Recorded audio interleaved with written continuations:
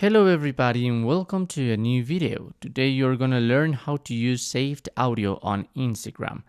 So perhaps you have been scrolling down a lot until you find a reel that you like, this audio perhaps, and you want to save this audio to use it into a reel. So what you must do is tap at the bottom of your screen is a Trend 1 original audio in this case, and there on top of your screen you have the option to save audio, the one that is on black right now. Okay, so perhaps you have been scrolling down, the days has been passed over.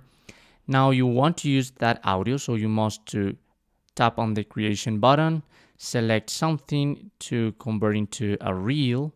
This video could be, and on top of your screen you have the audio section. Here on top of your screen again you have a different menu: controls, enhance, voiceover, and saved. There in saved you're gonna find all the audios that you have been saved lately. Okay, so as you can see I have the original audio is a Trend 1 and I want to use that, and what you have to do is tap on it and that's it. Unfortunately this audio is too short for your clip. My clip is around 1 minute, so this audio is just, I don't know, like 10 seconds or less. So you have to find that connection between the length of your video and the audio.